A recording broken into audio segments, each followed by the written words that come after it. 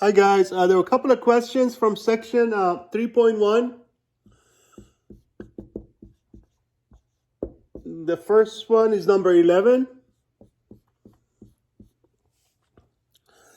So we have integral of x sine of 2x dx.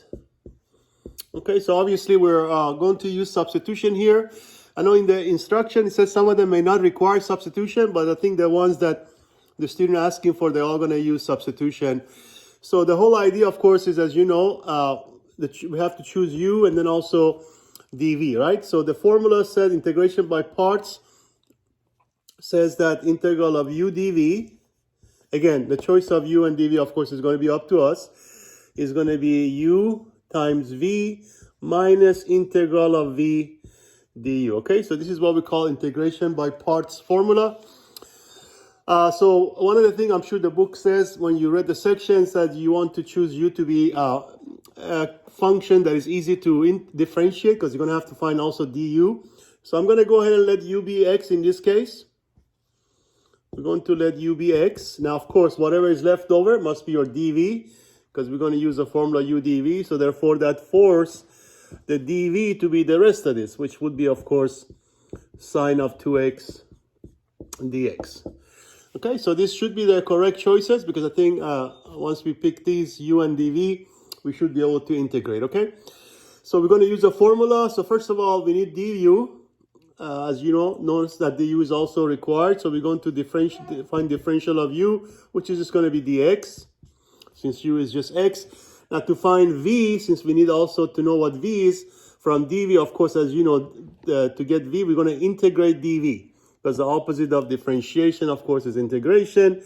So v is going to be the integral of dv, which in this case is going to be integral of sine 2x dx. Okay, so this one, of course, by the simple substitution from a couple of sections ago, you can actually find that to be simply derivative of negative cosine is sine, which means the integral of sine will be negative cosine of 2x, and then, of course, times the 1/2. So I'm just going to go ahead and put it over 2, because don't forget, when you differentiate this, you must get that. Obviously, derivative of cosine of 2x is negative sine of 2x, and then times the derivative of 2x, which will be 2, and of course the 2's cancel. That's why you have this as the integral. Okay, we don't need to see right now because we still have to integrate here. So there it is. So now you have your u, you have your du, you have your v, and of course we're ready to substitute, or at least integration by parts formula.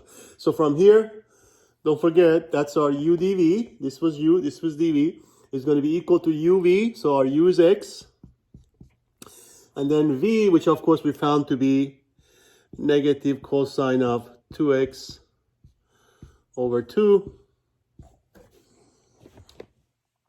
and then minus. Now here's the thing, by the way, if we ever choose the wrong u or dv for that matter, once you get to your second integral, remember, if this integral becomes more complicated than the original one, obviously something went wrong, we made a wrong choice, we have to go back and change it. Okay, so it's pretty easy to know if you made the right choice.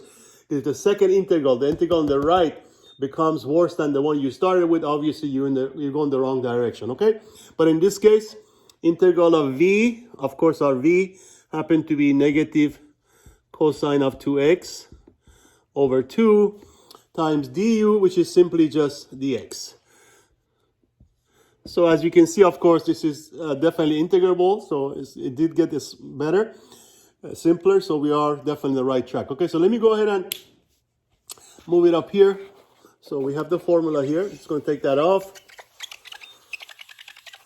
So now we have from here, I'm going to go ahead and rewrite this as negative 1/2 x cosine of 2x. Now I'm going to pull that again, 1/2 outside. First of all, minus times minus become plus. The half come outside. And of course, integral of cosine of 2x will be simply 1/2 sine of 2x. And that again, that's just a simple substitution. And now you can put your c at the end. So really the last step would be just to multiply 1/2 and 1/2, which of course gives you 1/4. Let me go ahead and do that. And that should be the result of this integral. So now that becomes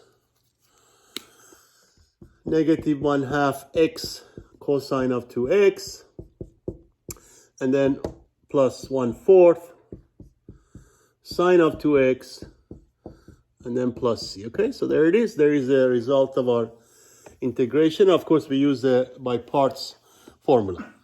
Okay.